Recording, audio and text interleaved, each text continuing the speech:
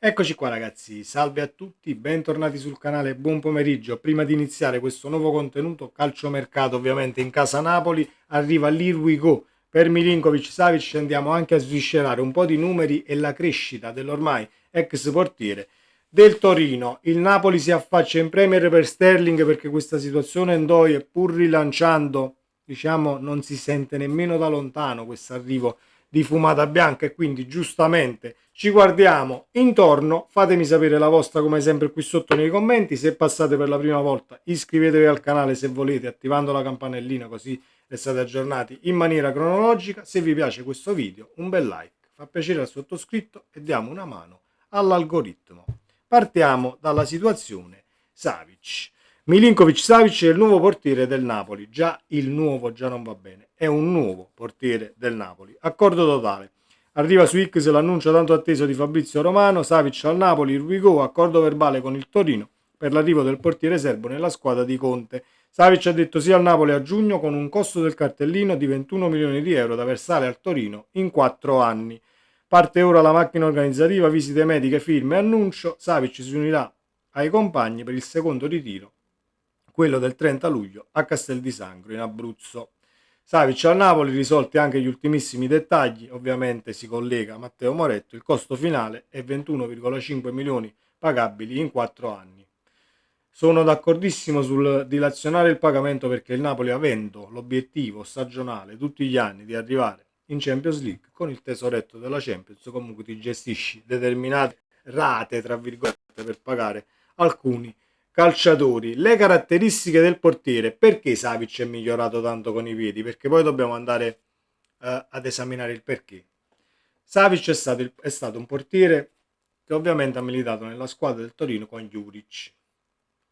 Come costruiva Juric? Molte volte, avendo Zapata in grande forma, Zapatone, quando l'avevi in grande forma, perché ovviamente tra infortuni e cose, e dispiace perché Zapata per me ha sempre un posto nel cuore, avendo militato in azzurro, era molto molto molto giovane e sono contentissimo poi della carriera che ha fatto al di là degli infortuni. Comunque Savic costruiva direttamente su Zapata con un lancio lungo molto preciso. Zapata faceva reparto ovviamente da solo e poi il Torino cominciava ad impostare l'azione offensiva, quindi lì sei migliorato tantissimo sui lanci lunghi per quanto riguarda la precisione dei passaggi. Per quanto riguarda sul corto arriva Vanoli e quindi Vanoli costruisce più dal basso, possesso palla, scusate, un calcio diverso e lì devi migliorare per forza con i piedi, avendo come situazione e idea di gioco totalmente diversa da quella di Juric, la partenza dal basso, il possesso palla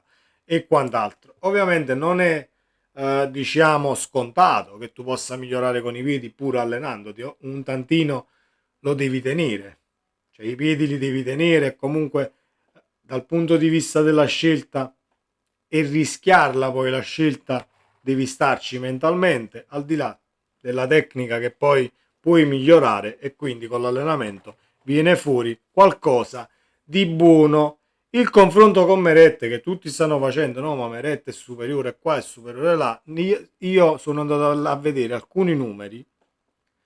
Savic è sopra per passaggi lunghi, Savic è sopra per passaggi sul corto in percentuale e per rendimento 2024-2025 il miglior portiere della Serie A. Quindi di che cosa stiamo parlando? Che poi Meret abbia i suoi lati positivi, Savic possa avere qualche mancanza, che Meret al limite ha meglio di lui, possiamo anche essere tutti d'accordo, però se torniamo al ragionamento, cosa deve avere il portiere ad oggi per essere un calciatore completo? Devi sapere uscire, devi essere leader nel richiamare la difesa, devi avere dei piedi discreti e ci arriviamo un attimo, ci arriviamo perché devi avere dei piedi discreti nel calcio moderno e poi ovviamente tra i pali devi sapere il fatto tuo. Savic tra i pali sa assolutamente il fatto suo, così come tra i pali nel ravvicinato, anche Meret sa il fatto suo, però diciamo che da fuori c'è qualche defiance per quanto riguarda il portiere del Napoli, cosa che non ha Savic. Forse Savic pecca un tantino, per esempio, la rapidità e il riflesso diciamo così, molto rapido sul corto con un calciatore nell'area piccola, magari diciamo in confronto a Meret, però poi per tutto il resto a me sembra un portiere che di tutto rispetto può giocarsi la titolarità in casa Napoli, perché deciderà l'allenatore così come verrà indirizzato anche dalla difesa, perché il Napoli di Conte secondo me la caratteristica di lasciare all'avversario solo il tiro da fuori, compattandosi molto presto, cercando ovviamente di creare quelle due linee ben salde quando l'avversario attacca la nostra metà campo e quindi lascia il tiro da fuori, così come è stato anche quest'anno. Noi abbiamo lasciato il tiro da fuori a chiunque. Per tiro da fuori parlo 20, 25, 30 metri. E allora diciamo che se l'hai impostato così, però hai visto che molte volte non te lo potevi permettere, quindi bisogna ovviamente ovviare. Punto primo. Punto secondo, se io sono un difensore e so benissimo che in determinate situazioni ravvicinate con la squadra in pressione, diciamo posso passarla la palla al portiere, ma so benissimo che posso creare qualche problema. Invece con Savic che al limite l'ha già letta la situazione, quando trovi una squadra che si riversa nella tua metà campo e quindi vai in difficoltà, devi comunque giocare la palla al limite nell'area di rigore, ecco che arriva un portiere che sa il fatto suo. Non è che deve giocare Savic titolare e Meret deve fare la panchina. Quando hai due portieri che possono fare i titolari, il Napoli può anche gestirla in base all'avversario. Esempio, Napoli-Bruges, per dire, perfetto, devi fare la partita. Siamo tutti d'accordo che devi fare la partita in un Napoli-Bruges. Quindi puoi giocarla tranquillamente con Meret. Paris Saint-Germain-Napoli, sai perfettamente che il Paris Saint-Germain cercherà di avere poi il possesso palla, perché abbiamo visto che nemmeno il Paris Saint-Germain di Luis Enrique è la squadra perfetta. Abbiamo visto nella finale della Coppa, no? Comunque le hanno prese dal Chelsea. Però quando trovi squadre che per attitudine, ecco, riempiono la metà campo avversaria e cercano di non lasciarti il pallone, e allora è lì che ti puoi giocare un Savic come portiere per impostare poi dal basso situazioni ben diverse in ripartenze molto precise, perché la pallata che abbiamo visto quest'anno su Lukaku la dobbiamo chiamare pallata perché arrivava così alla rinfusa nelle zone, ecco, dell'attaccante, ma quando il lancio è molto preciso su un determinato personaggio che può staccare di testa, che può essere Lukaku, McTominay, che può essere che ne so, uno degli esterni, ma non sono proprio così forti di testa, comunque chissà, dipende dove e con chi la vuoi impostare. Però se quel lancio è molto preciso, il lavoro che deve fare poi chi riceve il pallone è solo quello di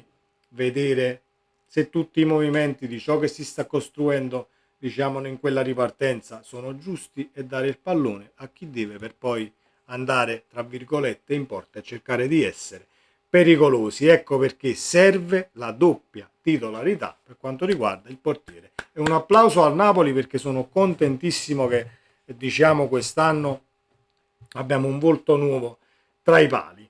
Detto questo, Sterling, l'Inghilterra, Doie, il Napoli si affaccia in Inghilterra. Al momento sono solamente indagini, ecco, per conoscere poi l'eventuale richiesta del Chelsea, come potrebbe iniziare la trattativa e quant'altro. Ma io penso che sia solo un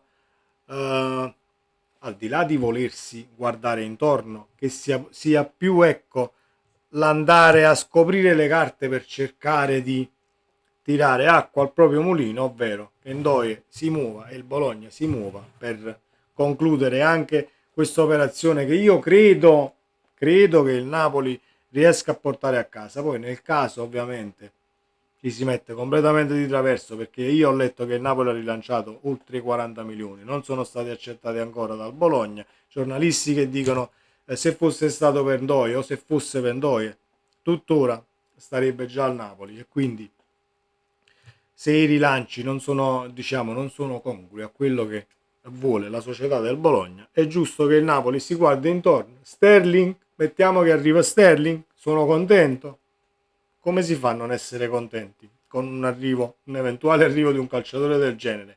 Ripeto, per ora sono solo chiacchiere, siamo tutti d'accordo, ma mettiamo che tra 24 ore, 48 ore il Napoli impazzisce. Here we go, Sterling. Sei contento? Assolutamente sì. Però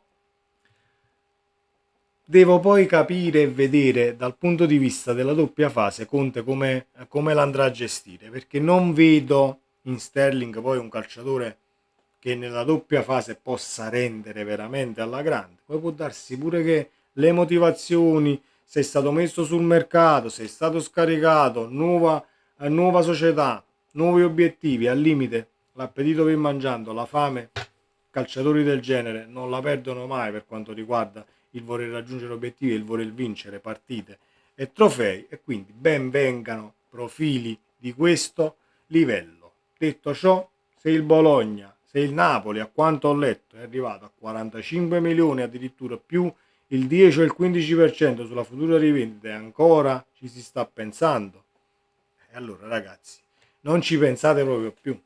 Imbastiamola questa trattativa e ste bene Sterling.